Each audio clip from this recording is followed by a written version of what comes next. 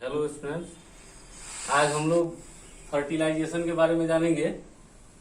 Fertilisation लैंगिक प्रजनन की बहुत ही मुख्य घटना है। लैंगिक प्रजनन में फर्टिलाइजेशन और गैमेटोजेनेसिस ये दोनों निश्चित रूप से होना चाहिए, तब वह लैंगिक प्रजनन कहलाता है। तो फर्टिलाइजेशन वह प्रोसेस है, वह प्रक्रिया है जिसके द्वारा हैप्लॉइड मेल और फीमेल गैमेट्स मिल करके फ्यूज करके डिप्लॉयड जाइगोट का निर्माण करते हैं। जाइगोट का निर्माण होना ही फर्टिलाइजेशन कहलाता है। और फर्टिलाइजेशन की खोज, इसकी डिस्कवरी जो है ऑस्कर हर्टविन द्वारा 1875 के आसपास किया गया। यह प्रोसेस दो प्रकार से होता है मुख्य रूप से। एक को एक्सटर्नल फर्टिलाइजेशन और दूसरे को इंटरनल फर्टिलाइजेशन कहा जाता है। एक्सटर्नल फर्टिलाइजेशन बाह्य निषेचन। बाह्य निषेचन का मतलब होता है कि निषेचन की प्रक्रिया, जो गैमेट्स का फ्यूजन होता है, ये मादा शरीर से बाहर होता है। और जो इंटरनल फर्टिलाइजेशन की क्रिया होती है, यह मादा शरीर के अंदर ही रिप्रोडक्टिव ट्रैक्ट जो होता है उसके अंदर होती है।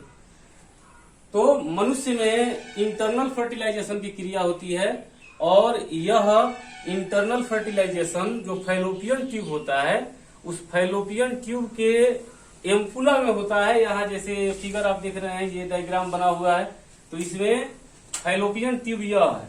फैलोपियन ट्यूब की संख्या एक जोड़ा होती है और इसमें से ये पतला वाला जो भाग होता है इसका इसमस कहलाता है। और इसके बाद वाला जो चौड़ा वाला पोर्शन है, ये यहाँ से ये वाला जो पोर्शन होता है, इसको एम्पुला कहा जाता है। एम्पुला में निषेचन एक्चुअली जहां इथमस और ये एम्पुला जहां पर इसका जंक्शन होता है, जहां मिलन होता है, उसी भाग में फर्टिलाइजेशन की क्रिया होती है, यानी कि यहां होती है निषेचन की क्रिया। और निषेचन के प्रोसेस को, इसके प्रक्रिया को हम लोग चार भाग में बांट देते हैं। आसानी से इसको समझने के लिए फर्टिलाइजेशन को चार प्रोसेस में इसको बांट दिया जाता है। नंबर 1 जो प्रोसेस है वह approach of sperm to ovum, यानी कि शुक्राणु का अंडे के पास सेकेंडरी ओसाइट के पास पहुंचना।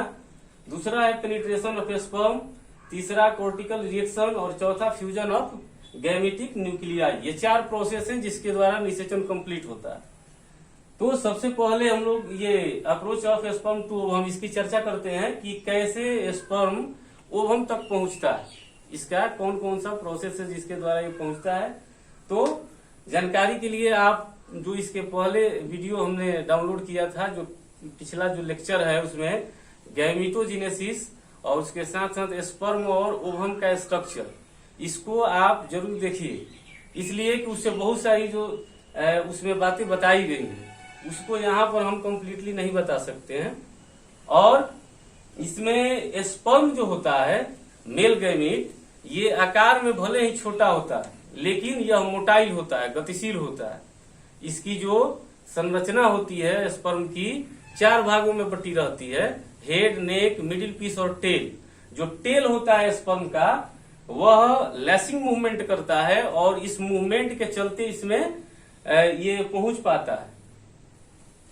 इसका जो मूवमेंट होता है स्पर्म का, स्पर्म के मूवमेंट में मिडिल पीस में जो माइटोकॉन्ड्रियल स्पाइरल पाए जाते हैं, वो एनर्जी जनरेट करते हैं और कॉपुलेशन की क्रिया होती है, यानी कि जो सेक्स होता है, सेक्स के द्वारा मेल सीमेन को यहाँ इस पोर्शन में, ये सर्विक्स है, ये यूटरस का सर्विक्स हो गया, ये सर्विक्स हो गया, और ये इसका बॉडी है, ये फंडस है।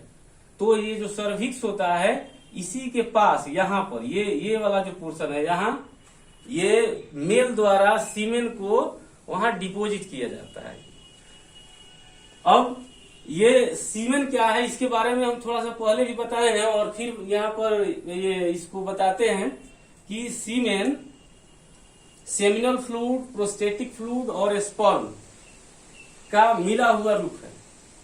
जो सेमिनल वेसाइकल्स होती हैं, एक जोड़ा, उनसे निकलने वाला स्राव सेमिनल फ्लूइड कहलाता है, जो कि टोटल सीमेन का लगभग 60% बनाता है। यह एसिडिक होता है, अम्लीय होता है, और इसमें प्रोस्टाग्लैंडिन्स, इसमें फ्रुक्टोज और भी कई तरह के पदार्थ इसमें मौजूद रहते हैं सेमिनल फ्लूइड में। और यह एसिडिक नेचर का होता है और ये बेसिक नेचर का होता है। इसका जो पीएच होता है सेमिनल फ्लूइड का वह नियर अबाउट 7.8 होता है।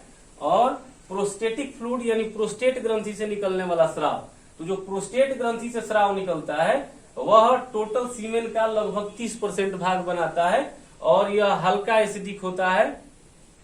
इसके बाद इसका तीसरा पोर्शन स्पर्म है जो कि 10% होता है। टोटल सीमेन का लगभग 10% स्पर्म रहते हैं, यानी कि सीमेन में 90% ये फ्लूइड होते हैं और 10% उसमें स्पर्म पाए जाते हैं। इस तरह से ये सब जो फ्लूइड मिलता है, स्पर्म मिलता है, तो इसका पीएच 7.5 के आसपास रहता है। ये मिनिमम 7.2 और मैक्सिमम 7.8 होता है। तो यह एक प्रश्न बनता है कि सीमेन किस प्रकार का होता है, यानी उसका पीएच क्या होता है। तो पीएच 7.5 यानी कि यह बेसिक होगा, अल्कलाइन होता है और इसका अल्कलाइन होना बहुत जरूरी होता है। इसको आगे हम आपको बताएंगे क्यों जरूरी है यह। तो ये जो सीमेन होता है यहाँ पर मेल द्वारा सेक्सुअल एक्ट के दौरान यानी कि सेक्स के दौरान यहाँ डिपोजिट किया जाता है।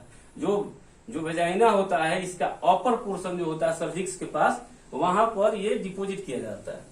और एक बार का जो इसको इजैकुलेशन कहा जाता है, जो मेल सीमेन को इजैकुलेट करता है, डिपोजिट करता है, इस प्रोसेस को इजैकुलेशन कहते हैं। इजैकुलेशन कहलाता है। तो इजैकुलेशन में एक इजैकुलेशन में लगभग 3.5 ml सीमेन इसमें इजैकुलेट होता है, जिसमें लगभग 40 से लेकर के 250 मिलियन स्पर्म पाए जाते हैं। इतना स्पर्म होते हैं। स्पर्म की संख्या बहुत अधिक होती है। ये स्पर्म जो होते हैं इनमें प्रजनन हो, इसके लिए अति आवश्यक है कि लगभग 60% जो स्पर्म होंगे वो नॉर्मल शेप और साइज वाला होना चाहिए उसमें। और इसके साथ साथ इनमें मोटिलिटी, विगस मोटिलिटी जो है वह 40% स्पर्म में होनी चाहिए। तो ये स्पर्म यहाँ डिपोजिट होते हैं। इनके साथ समस्या यह है कि यहाँ जब डिपोजिट होता है तो जो वैजिनल वाल होता है, वैजिनल वाल में स्पर्म के लिए 2 तरह का खतरा होता है। एक यह कि यह एसिडिक होता है, इसका जो पीएच होता है सर्विक्स नहीं, ये वैजिना का, वह होता है 4.3, बहुत एसिडिक होता है। और इतना एसिडिटी में ये स्पर्म मर जाएंगे, ये डेड कर जाएंगे इसमें। तो यहाँ ये एसिडिक होता है। ये जो सीमेन होता है वह बेसिक है, अल्कलाइन है। ये क्या करता है कि तुरंत लगभग 10 सेकेंड के अंदर ये क्या करता है कि इसको कन्वर्ट कर देता है, कि बफर तैयार कर देता है, जिसमें यहाँ का पीएच जो है वह 7.2 के आसपास हो जाता है।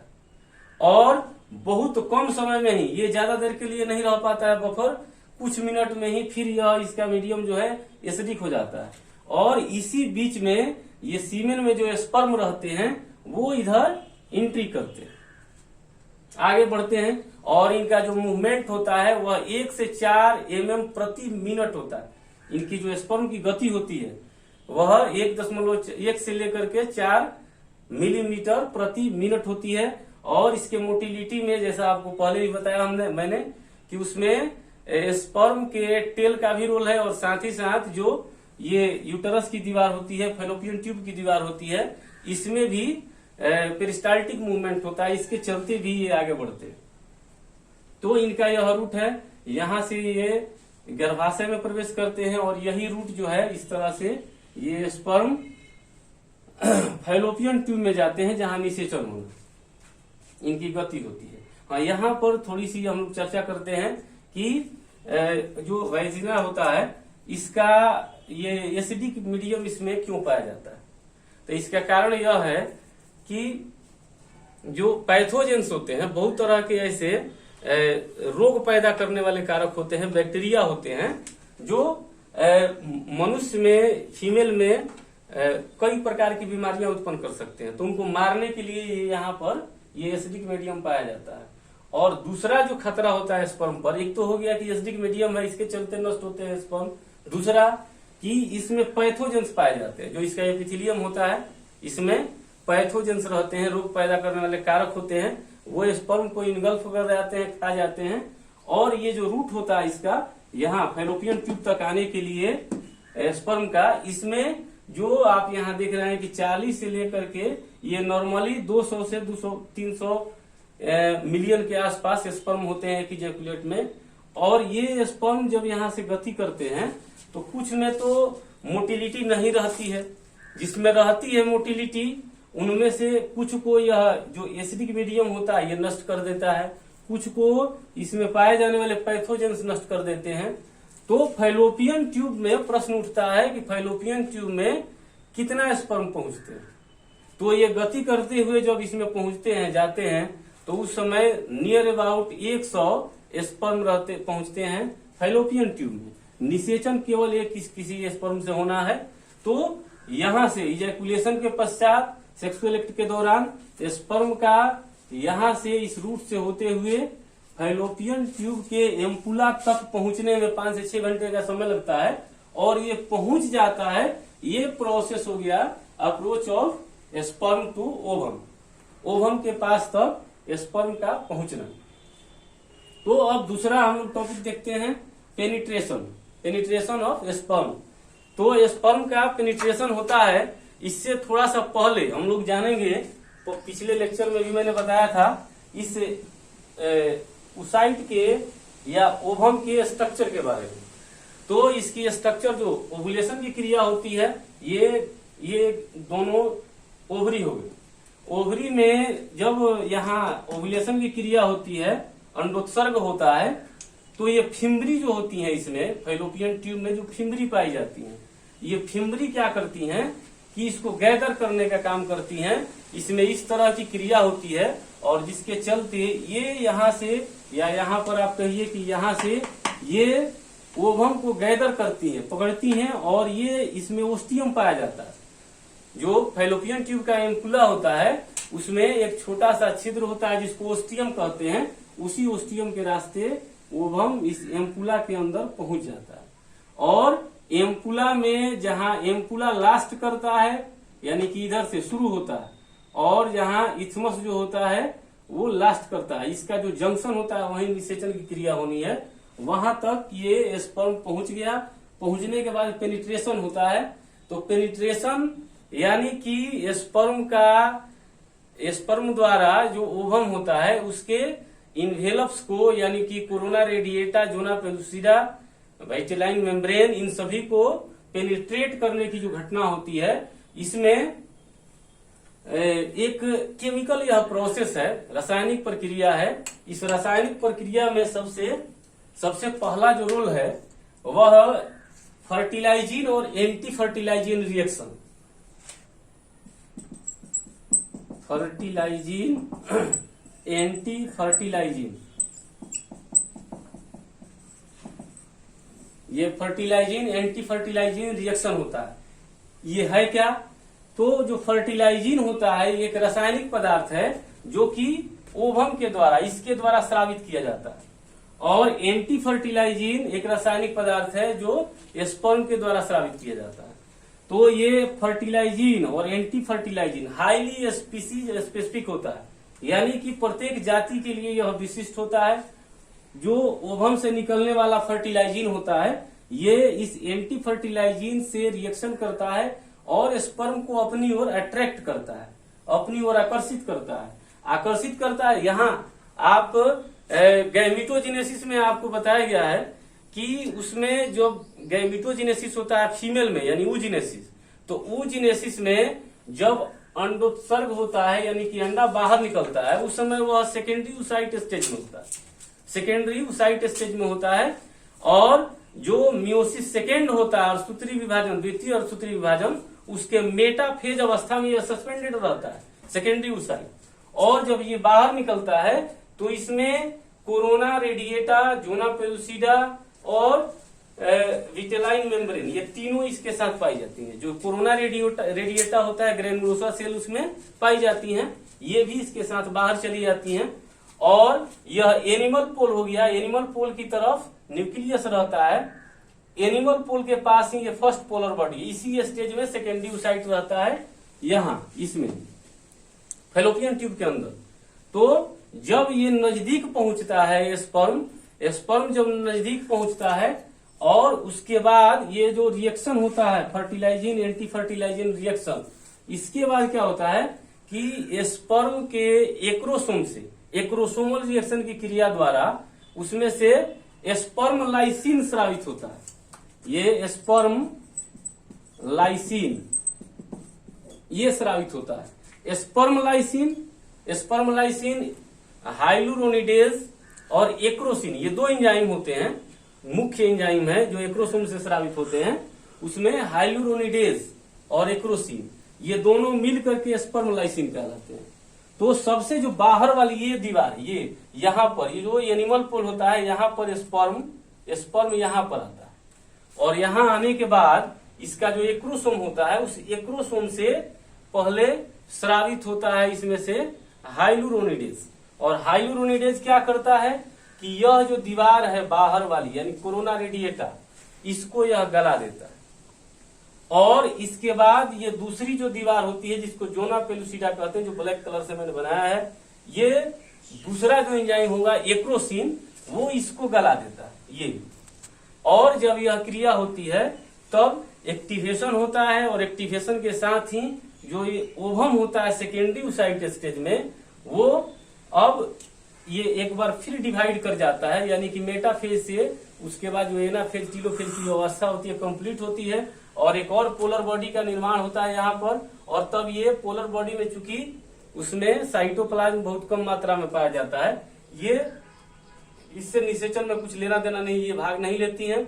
और उसके बाद क्या होता है कि ये पेनिट्रेट करता है, इन दोनों दीवारों को पेनिट्रेट कर जाता है, इसको पेनिट्रेट करता है। इसके बाद यहाँ ये वाला पोर्शन, यहाँ ओवम के स्ट्रक्चर में मैंने बताया है कि ये कोर्टिकल जो ग्रेन्यूल्स पाए जाते हैं उसमें कॉर्टेक्स, एक कॉर्टेक्स जो होता है अंडे का, इसमें कोर्टिकल ग्रेन्यूल्स रहते हैं। ये एक्सोसाइटोसिस द्वारा ये बाहर निकलते हैं और यहाँ पर जो पेरीविटेलाइन स्पेस होता है ये वाला, इसमें ये कोर्टिकल ग्रेन्यूल्स पहुंच जाते हैं और पॉलीस्पर्मी को रोकने का काम करते हैं।